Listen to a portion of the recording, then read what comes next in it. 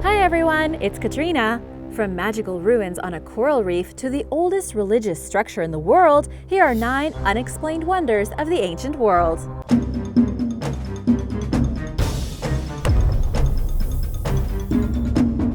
Number 9. Taulas of Menorca. Menorca, a small Mediterranean island belonging to the Spanish Balearic Islands, contains a series of 13 fascinating prehistoric stone monuments of unknown origin called taulas. They range up to 12 feet in height and date back between 1000 and 300 BC. Some have compared the T-shaped megaliths, which are surrounded by a semicircular wall, to Stonehenge, but nobody truly knows much about the taulas or the culture that built them. The prevailing theory is that a society called the Talaiotic people constructed the monuments, but nobody knows what their religious beliefs were and who their chosen god was. Until somewhat recently, researchers didn't even agree on whether the monuments once had a roof over them, but the experts eventually concluded that they lacked a roof. Scientists also admittedly do not know how the society that built the taulas managed to move such massive rocks into place in the likely absence of any imaginable technologies that could have done the job. Most of the theories surrounding the structures are religious or spiritually based. Perhaps the taulas symbolized something important to their builders or were used as a temple of healing. Another theory suggests that they were aligned with lunar movement. What little evidence can be found at the site, besides the structures themselves, indicate the possible presence of a sacrificial fire pit and the possibility of the inhabitants worshipping a bull god. Number 8. Paracas Candelabra.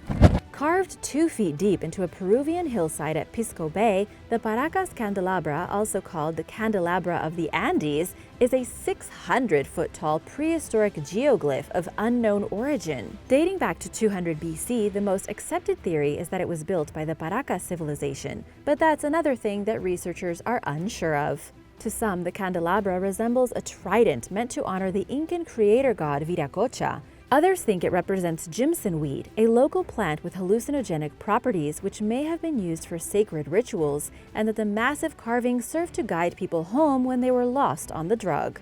The Paracas Candelabra could also be a reference point for sailors, given its visibility from as far as 12 miles out at sea, and that sailors had been stopping at the Paracas coast for centuries by the time the carving was made. Beltrán Garcia, a Peruvian writer, asserted that it was a gigantic seismograph, which was capable of accurately detecting seismic waves from around the world. Pottery around the area of the candelabra was radiocarbon dated to 200 BC, but other than that, it is hard to determine the true meaning and purpose of the geoglyph. Number 7. Nan Madol. Located in the Federated States of Micronesia, Nan Madol is an ancient city built atop coral reefs on a small island called Pohnpei. Not Pohnpei, but Pohnpei. It's believed to be the only city of its kind and defies experts' understanding of ancient architecture. The stones and columns that were used to build Nan Madol are so incredibly heavy, researchers admittedly don't know how it was done. While the buildings certainly constitute engineering marvels, they contain no artwork to indicate the identity of the society responsible for constructing the city. The Saudeleur, as they are called, are known only through legend, which holds that the society ruled Pohnpei for over 1,000 years. Their building methods, including what types of tools they used and where they sourced the massive rocks from, are unknown. To modern Pohnpeians, Nan Madol is a sacred site representing the deeply religious and often intimidating Saudeleur. Researchers believe the city was built starting during the 8th or 9th century, and that it served as a ceremonial and political seat for Pohnpei's 25,000 residents at the time. Between 500 and 1,000 people lived at Nan Madol, mostly the nobility and ruling elite. The total weight of the rocks moved is estimated at 750,000 metric tons, and with a population of less than 30,000, the building average would have been 1,850 tons a year for over 400 years. That's even more of an effort than the pyramids were for the Egyptians. Archaeologist Rufino Mauricio says, "We don't know how they brought the columns here, and we don't know how they lifted them up to build the walls. Most Pohnpeians are content to believe they used magic to fly them." According to legend, twin sorcerers came from a mythical place and levitated stones with the help of a flying dragon. To researchers, the city's roots are a mystery. With a single stone weighing as much as 50 tons, they're at a loss for an explanation of how the rocks all got there and were cut and assembled. Not bad for people who had no pulleys, no levers, and no metal, said Mauricio. And now for number 6, but first want to say a big thank you to Moo and Oren Mayman for supporting this channel. Be sure to subscribe if you haven't already and click that notification bell so you don't miss out on the latest videos. Number 6. The Lost City of Gold. Following the arrival of Europeans to the New World, tales spread of a lost city made entirely of gold called El Dorado. Given the widespread lust for gold throughout Europe at the time, colonizers searched tirelessly for this supposed gilded metropolis during the 16th and 17th centuries. The city is rumored to be located somewhere deep in South America, but nobody ever figured out exactly where it was, as El Dorado has never officially been found. Historians have long pondered the veracity of the El Dorado myth, including if the lost city even exists. To the people in South America, El Dorado did not represent a place, but instead a person, a chief in particular, whose name means the Gilded One or the Golden One from the Muisca tribe. According to their story, when El Dorado or the new chief first took power, the occasion was marked by a ceremony at a lake in which the new chieftain was covered in gold dust, and that people threw gold and precious jewels into the lake to appease an underwater deity. Eventually, a rival tribe conquered the ruler and his subjects. The Spaniards believed that there must be hidden wealth in South America's interior because so much treasure had already been discovered along the coastline. They learned that the Gilded Man ritual reportedly occurred on Lake Guatavita in modern-day Colombia. Over the centuries, several attempts were made at draining the sacred lake, which yielded hundreds of pieces of gold, but nothing as spectacular as the treasure hunters had hoped for. Whether a city of immeasurable wealth called El Dorado ever existed is highly questionable, but it's hard not to hope that this tantalizing tale is true. Number 5. Ollantaytambo. Located roughly 47 miles from Cusco, Peru, is a town called Ollantaytambo, which is also the name of the archaeological site with enormous ruins from the Inca Empire. Now it is also known as the Sacred Valley of the Incas and was the stronghold for Inca resistance when the Spanish came to conquer Peru. Some of South America's oldest continuously occupied dwellings can be found in Ollantaytambo, which dates back to the 15th century, when the Inca emperor razed the town to the ground and rebuilt it with enormous buildings and extensive infrastructure. Ollantaytambo serves as the gateway to Machu Picchu and is used as a starting point for both the hiking trail and railroad that lead to the ancient site.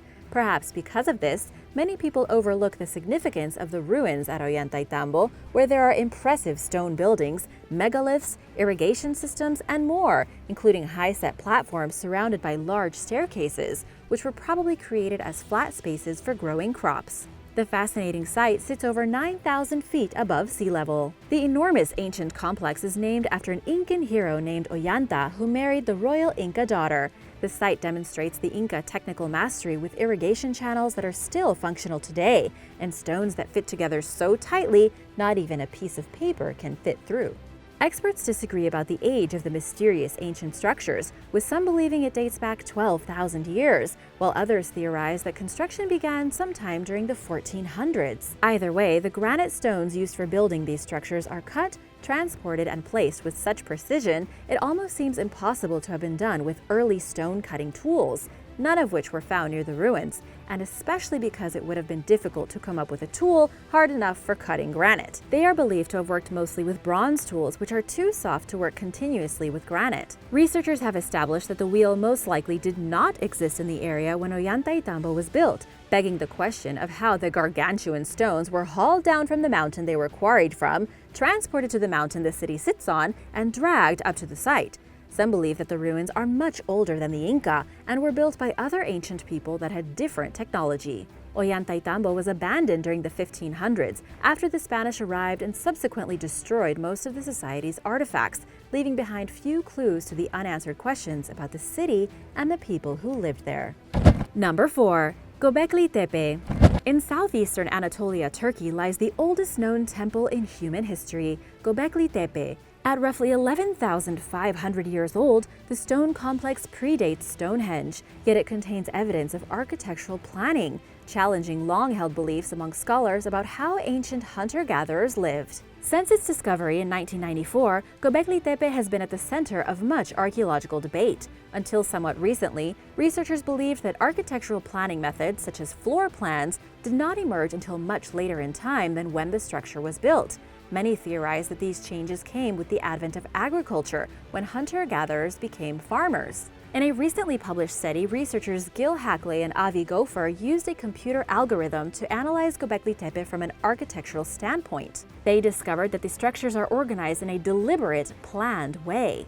The layout of the complex is characterized by spatial and symbolic hierarchies that reflect changes in the spiritual world and in the social structure, Haklay explained. Our findings suggest that major architectural transformations during this period, such as the transition to rectangular architecture, were knowledge-based, top-down processes carried out by specialists. Simply put, Göbekli Tepe challenges the academic understanding that ancient hunter-gatherers lacked the intellect and manpower to build large structures. The findings also hint at the possibility that the prehistoric society's perceived need to construct the temple prompted them to settle down from their nomadic lifestyle.